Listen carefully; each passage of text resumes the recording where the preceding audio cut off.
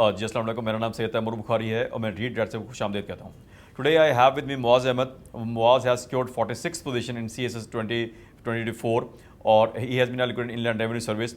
Muaz is a graduate of SEEKS NUST and he is an electrical engineer.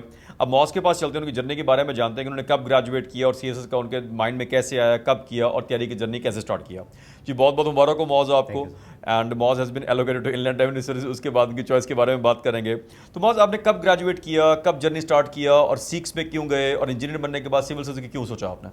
Sir starting from my own background, like I am from Dipalpur district Okara. Okay. तो वहाँ पे जो education होती है उसमें Nernst को बहुत ज़्यादा इंस्पायर किया जाता है. ठीक है. तो उसमें फिर सीक्स में मेरा एडमिशन हो गया था. Okay. And then I joined there और ग्रेजुएट मेरा 2023 में मेरी ग्रेजुएशन थी इन इलेक्ट्रिकल इंजीनियरिंग. ठीक है. And during my final year I was working with 2 corporate companies like in a remote setup. अच्छा जी. ठीक है. सो आफ्टर दैट लाइक शुरू से डिसाइडेड था कि that I have to give just one attempt for CSS. Maybe in the next future we give for another one. But उसमें एक choice थी सीएसएस की. तो फिर जैसे ही ग्रेजुएशन हुई तो I just come to you and मैंने कहा कि चले आप बताएं. सो आपने मुझे गाइड किया उस टाइम पे भी कि अपनी जो जॉब्स हैं उन पे आप बाद में फोकस कर लेना, पहले जस्ट अटेम्प्ट दो. जी. सो मैंने फिर उन जॉब से रिज़ाइन दिया एंड देन लाइक जून में मैंने प्रिपरेशन स्टार्ट कर दी थी. और हमारे फरवरी में पेपर हुए थे. जी हमारे फरवरी में. अच्छा, अब देखिए एक बात यहाँ पे लेसन ये है कि मैंने जो है मुआज को कहा कि जॉब छोड़ दीजिए when he came to me इन जून. अब जून में जब मेरे पास कोई कैंडिडेट आएगा और फरवरी में पेपर होंगे और वो मुझे कहे कि मैं जॉब के साथ करना चाहता हूँ, तो मेरा मशवरा ये होता है कि आप जॉब छोड़ दीजिए अगर आप सीएसएस करना चाहते ही हैं. वो इस वजह से कि कल आपने देखा होगा कि बिलाल शाहिद के साथ मेरा कि जब इंटरव्यू हुआ तो उसके अंदर बिलाल का जो जर्नी है जॉब के साथ वो 10 साल के ऊपर मुहित है.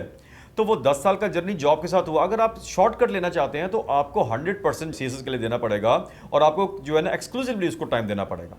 अब आते हैं मौज सब्जेक्ट्स क्या थे आपके? सर मेरे सब्जेक्ट्स थे political science, Okay. Criminology, gender studies, British history and anthropology. अच्छा, अब यूजुअली देखा गया कि इंजीनियर्स जो हैं वो इन्वायरमेंटल साइंस रखते हैं बजाय जेंडर स्टडीज़ के. तो why did an electrical engineer choose और go for gender studies instead of environmental science? So the reason being is like I wanted to understand about the society. Okay. Like society के अंदर क्या norms हैं और like even from NUST there was this norm के हमारी एक patriarchal society है. So वहाँ से जो मुझे exposure मिला so that moved me to go for gender studies. So I wanted to study about the problems that women face in our society. So that is the reason I went for gender studies. Okay. And gender studies was also scoring at that time. So this was also a reason. अच्छा, अब मुआज ने एक बात की scoring trend के हवाले से. देखिए मुआज ने जिस साल क्वालिफाई किया सीएसएस उस साल जो है जेंडर स्टडीज़ और क्रिमिनोलॉजी जो थे वो लो स्कोरिंग सब्जेक्ट थे और इसकी शायद एको भी सुनते रहे होंगे कि लो स्कोरिंग है. लेकिन उसके बावजूद मुआज ने डिफाई करके ही सिक्योर्ड 46 पोजीशन. तो अब देखिए कि जो स्कोरिंग ट्रेंड्स हैं वो मैटर तो करते हैं, लेकिन आप यूं नहीं हो सकता कि आपके सारे के सारे सब्जेक्ट जो है फ्लॉप हो जाएं या सारे के सारे सुपर हिट हो और आपको मार्क्स देना शुरू हो जाए. It's a mix of everything. Then there is interview as well, उसके हवाले से भी होते हैं. अच्छा, अब इंटरव्यू के हवाले तैयारी करने से पहले मैं आपसे मुआज एक बात जानना चाहता हूँ. आपने इनलैंड रेवेन्यू सर्विस को अपनी चॉइस रखा जब जहाँ पर आपको फॉरेन सर्विस और कस्टम दोनों एलोकेट हो सकते थे. यूजुअली हमने देखा कि लोगों की प्रेफरेंसेस जो होती है कस्टम या फॉरेन सर्विस में होती है एज कम्पेयर टू दैट, तो वो क्यों किया आपने? So there are 2 reasons for that. Firstly तो मैं कॉर्पोरेट सेक्टर में था स्टार्ट से. ओके. और सीएसएस मेरी करने की रीज़न ये थी कि मैं अगर फील्ड जॉब में आ रहा हूँ तो वो पैस या पुलिस हो. ऑलराइट. ठीक है. तो लाइक अगर इनमें नहीं होता सो देन आई डिसाइडेड कि मैं एमएलसीजी में चला जाऊँ या फिर मैं कॉर्पोरेट सेक्टर में ही आ जाऊँ जो आईआरएस में नॉर्मली होता है. So that is the reason like मैंने आईआरएस को ऊपर रखा और कस्टम्स को मैंने नीचे रखा. ठीक है. But I am getting to know like customs में और भी काफ़ी सारे बेनिफिट्स हैं although these groups are same under the category like FBR के अंदर ही हैं. तो this was one of the reason and the second was like जब मैं प्रेफरेंस फॉर्म फिल कर रहा था तो उस टाइम एफबीआर का बड़ा सुनने में आ रहा था और इनकम टैक्स के लाइक प्रिविलेजेस वगैरह इन्हेंस हो रही हैं और पावर्स भी इन्हेंस हो रही हैं.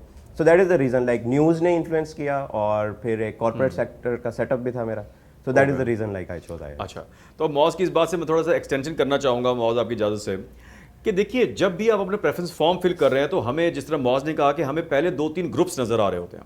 मेरे पास जितने भी कैंडिडेट्स आए जो मेरे स्टूडेंट्स होते हैं जब इंटरव्यू के दौरान तो मैं उनके प्रेफरेंस फॉर्म खुद फिल कर रहा होता हूँ और उनको कहता हूँ कि आखिरी ग्रुप को पहले नज़र में रखिए और पहले ग्रुप को एंड पे लेके जाइए, کیونکہ ہمیں عمومی طور پر پتہ یہ ہوتا ہے کہ 2-3 گروپس کے بارے میں، باقی تو ہمیں انفارمیشن ہی نہیں ہوتی، تو ہمیں پتہ نہیں ہے ہمیں وہاں پر کیا چاہیے، ہمارا رورل بیک گراؤنڈ ہے، اربن ہے، ہم اکاؤنٹنگ پڑھ سکتے ہیں نہیں پڑھ سکتے، فائنینشیل سروسز کے لیے ہیں، جنرل سروسز کے لیے ہیں، تو ہمیں تمام چیزیں کرنی چاہیے. تو جہاں پر بھی آپ انٹرویو کی تیاری کر رہے ہیں تو آپ کو لازمی طور پر جو ہے کم از کم بھی 3-4 سینئر سول سرونٹ سے یا کسی مینٹور سے پوچھئے کہ وہ آپ کو گائیڈ کرے. ایک سے مت پوچھئے، ملٹیپل سے پوچھئے، کیونکہ میں جب میرے پاس جب آئیں گے تو میں آپ کا زبردستی جو ہے نا فارم چینج کر دوں گا اگر کچھ رکھ رہے ہوں گے، کیونکہ مجھے پتہ ہے کہ وہ مسئلے مسائل جو آپ نہیں دیکھ پا رہے اور میری 15-16 سال کی سروس کے بعد میں دیکھ پاتا ہوں. تو اب جو ہے معاذ مجھے آخری سوال یہ ہے آپ سے کہ آپ نے 6 مہینے میں تیاری کی، رائٹ، اور 6-7 مہینے میں اور تیاری کر لی، تو it was your first attempt. Yes سر.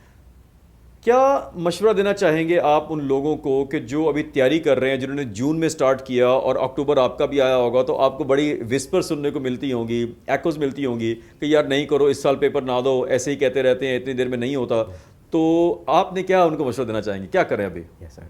سر میرا مشورہ یہی ہے کہ ایک تو وہ ریٹن پریکٹس جیسے آپ بھی کہتے ہیں کہ ریٹن پریکٹس زیادہ سے زیادہ ہونی چاہیے. بالکل.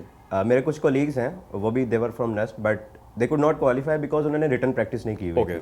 تو written practice is very much necessary. اور باقی جو ٹائم کا ہے وہ سلیبس جو ہے وہ آپ کمپلیٹ آپ کا کبھی بھی نہیں ہوگا.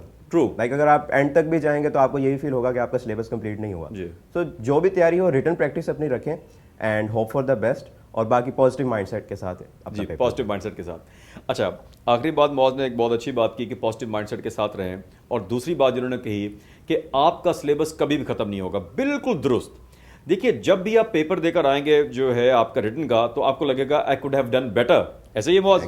اور پھر جب انٹرویو دے کے آئیں گے آپ کو لگے گا I could have done better. یہ ایک فیلنگ آپ کو آتی رہے گی اینڈ تک. تو اسی فیلنگ کے ساتھ ہی آپ کو تیاری کرنی ہے اور صرف پازیٹیو مائنڈ سیٹ کے ساتھ بنے رہیے ریٹ رائٹ کے ساتھ. Thank you very much. اللہ حافظ. السلام علیکم.